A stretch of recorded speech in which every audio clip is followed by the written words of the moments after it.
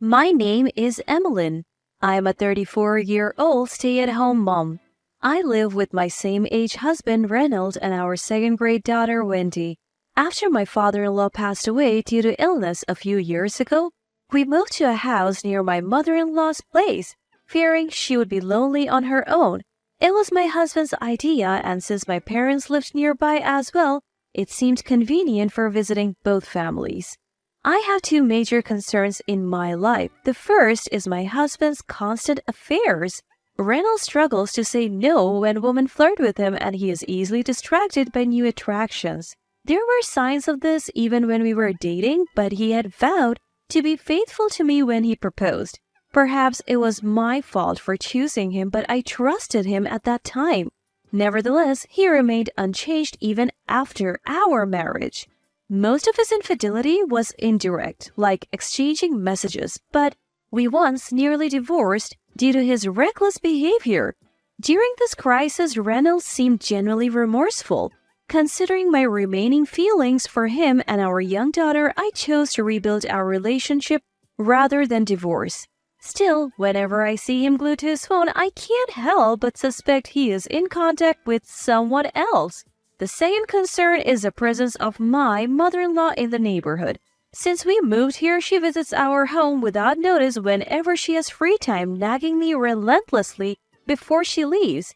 Initially, I figured she was lonely and tried to be understanding, but her behavior has escalated over time. By the time I realized how unreasonable she was, it was too late to do much about it.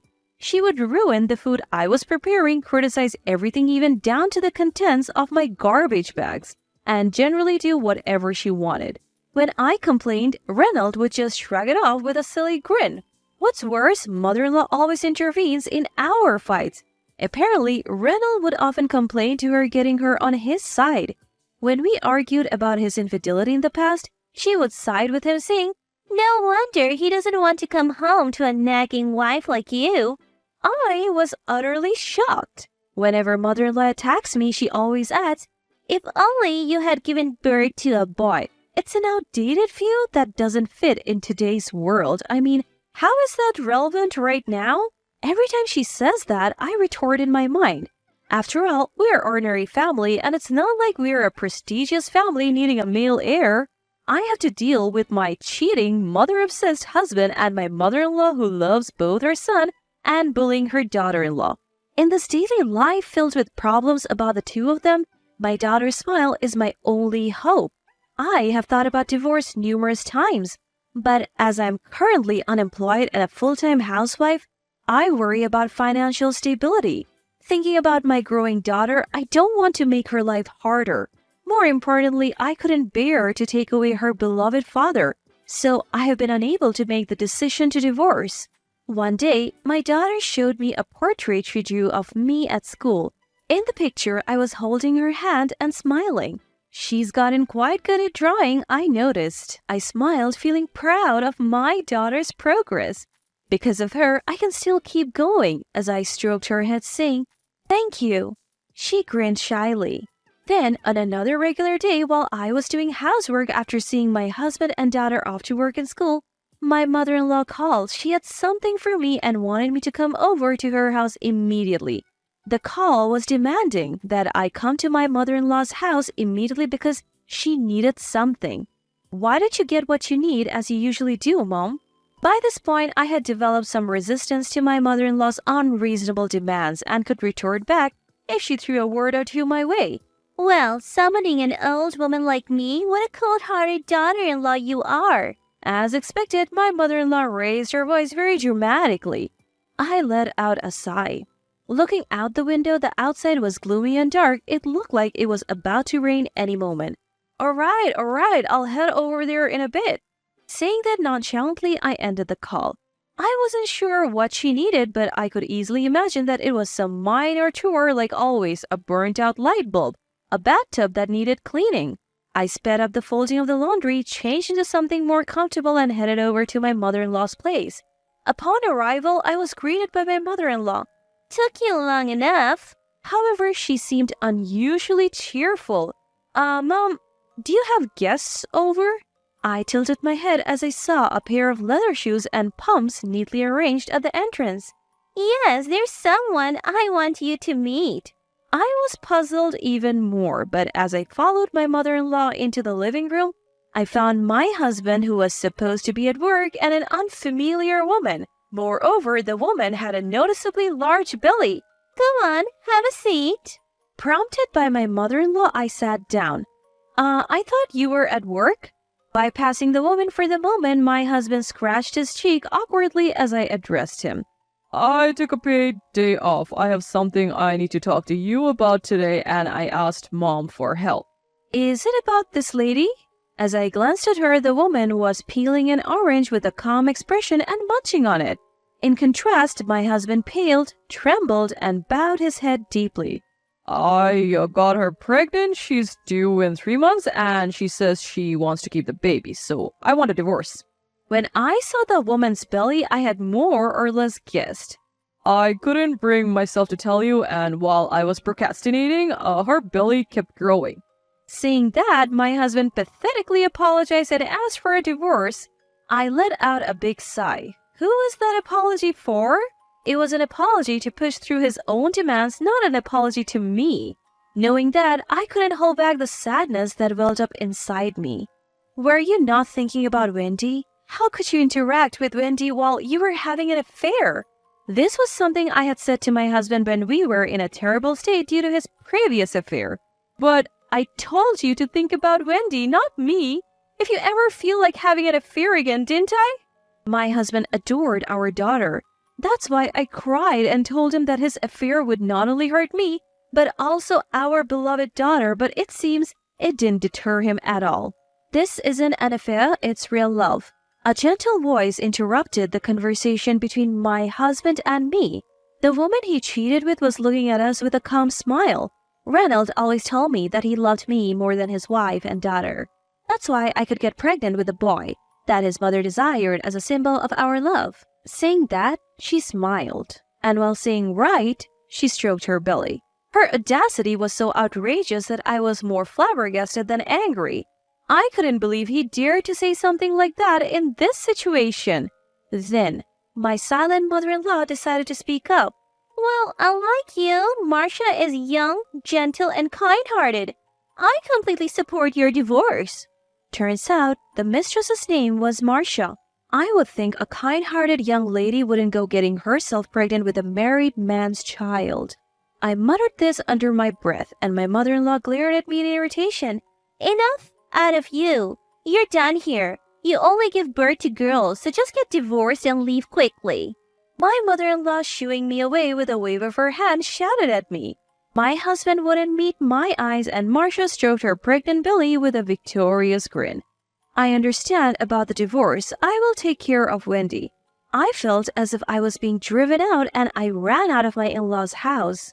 As expected, it had started to rain outside. I had brought an umbrella when I came, but I had left it at the entrance of my in-laws' house. That was my favorite one too. But at this point, I didn't care about such things. I let out a dry laugh and began my walk home in the rain. The divorce proceeded uneventfully, and before I knew it, 3 months had passed. My ex-husband was reluctant to part with our daughter, but he seemed to understand the gravity of his actions, and in the end agreed to my demands for alimony and child support. He seems to have prepared the alimony by selling the condo we lived in. I was mentally and physically exhausted, but thanks to the lawyer my dad introduced me, the process was quicker than I had anticipated. My main concern was my daughter, but she continued to smile at me even after the divorce. I knew she was trying to put on a brave face for me. We were staying at my parents' house for now, and she was still going to the same school, but depending on where we would live and my job, we might have to consider switching schools. My daughter seemed to understand this, but I knew she felt differently inside. There is nothing more heartbreaking than seeing your child suffer because of a parent's selfish actions. I spent my days looking for a new home and a job within my daughter's school district, trying my best to keep her from feeling lonely. That's when I received a call from my ex-husband. I had left him my contact information in case of issues regarding child support. Depending on the matter, I was planning to hang up on him, but I answered the call.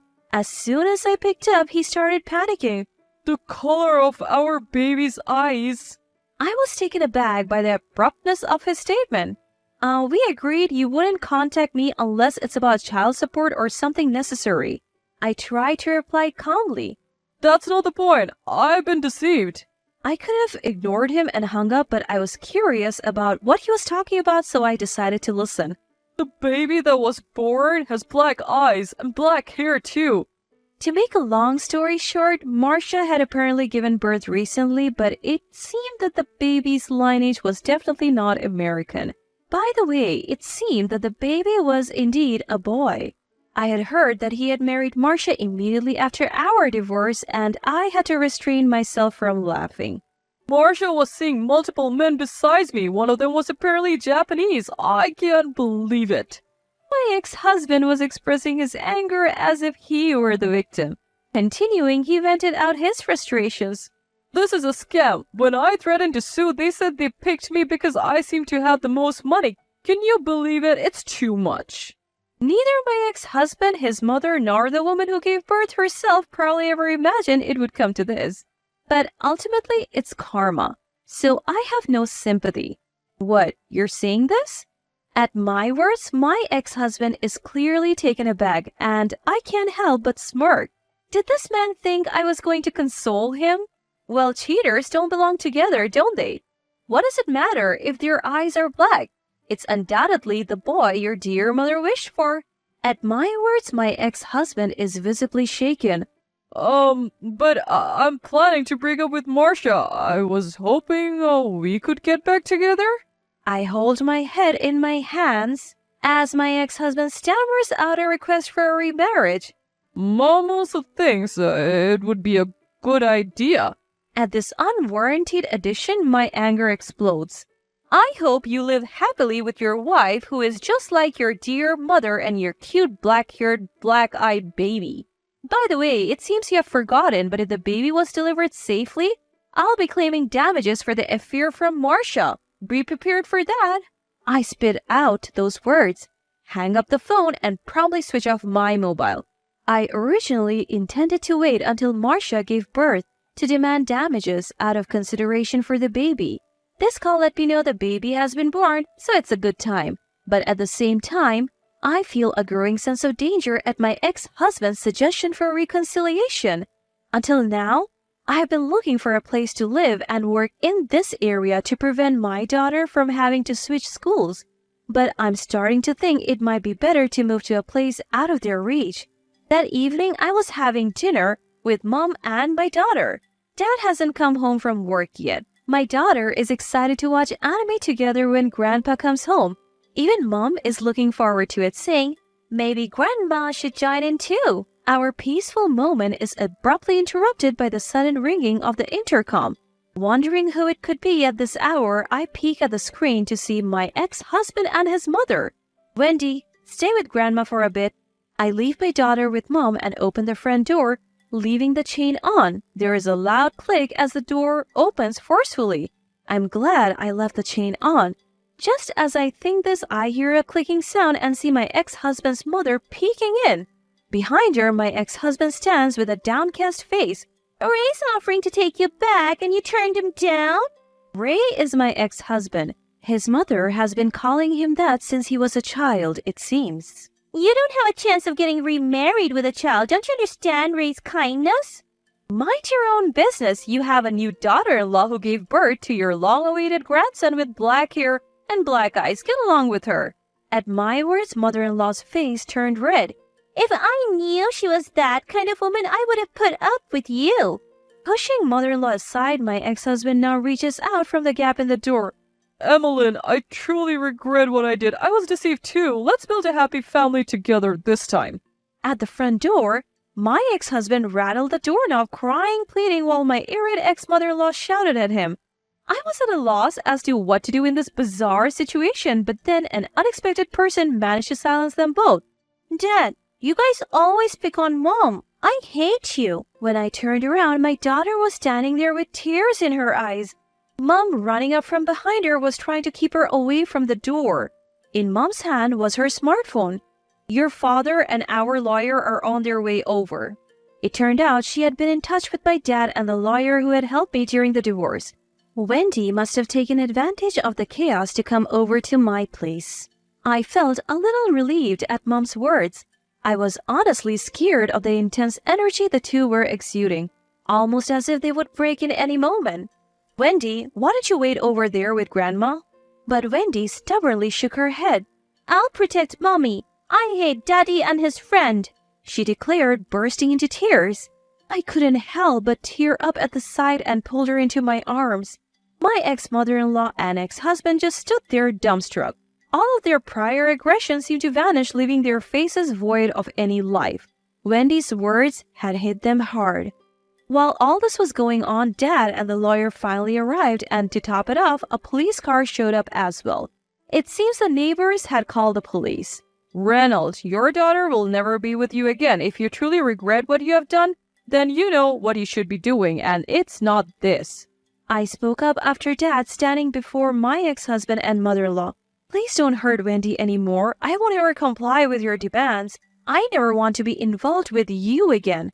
My words, followed by Dad's, seemed to hit them hard. They grimaced, nodded, and quietly got into the police car. The lawyer assured us, "I'll take stricter measures to ensure this never happens again." he would be dealing with the compensation for Marcia, my ex-husband's mistress, among other things. I deeply bowed my head in gratitude for his forthcoming assistance. I later heard that my ex-husband ended up divorcing Marcia and suing her. Marcia had apparently turned to the Japanese father of her baby for help. While he had accepted the baby, it turns out he already had a family and his wife forced Marcia to leave. Now, Marcia faces demands for compensation not only from me and my ex-husband, but also from the wife of her baby's father. I can't help but worry about her future and hope for the best for her child.